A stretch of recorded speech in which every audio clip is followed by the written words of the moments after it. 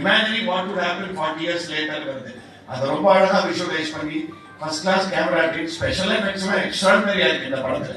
நீங்க பார்க்கும்போது ஒரு மிஷன் இம்பாசிபிள் மேட்ரிக்ஸ் அந்த ஃபீலிங் கிடைக்கும் இந்த படத்தை பார்க்கும்போது.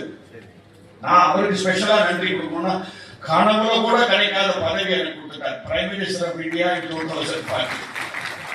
Never can I become that. I hope to.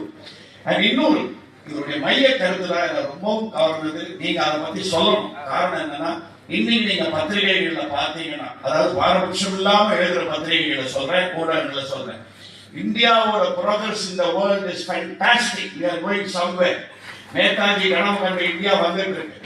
அவர் சொல்ற கருத்து என்னன்னா 2040 இந்த படத்துல இந்தியா தான் இந்த உலகத்தின் வல்லரசு ரொம்ப ஸ்ட்ராங்கா. என்னோட சாருகேசியும் பிரமாதமா பண்ணியிருக்காரு அவரு. John, Vijay, Suresh, all of them heroine. எனக்கு இந்த படத்துல பிரசிடென்டா அவங்க லேடி ஆக்ட் பண்ணியிருக்காங்க. எல்லாரையும் ரொம்ப அளவா யூஸ் பண்ணாரு. பட் அவர் அதிகமா யூஸ் பண்ணது ஸ்பெஷல் எஃபெக்ட்ஸ் அண்ட் அவருடைய விஷுவல் எஃபெக்ட்ஸ். இதை வச்சுதான் இந்த படம் யங்ஸ்டர்ஸ் ரொம்ப கவர் பண்ணும். நம்மள மாதிரி இந்த நாடு நல்லா இருக்கணும்னு நினைக்கிற வயதானவர்களுக்கும் இந்த படம் பிடிக்கும். மிகப்பெரிய அமோக வெற்றி பெற வேண்டும் என்று எல்லாம் வல்ல இறைவனை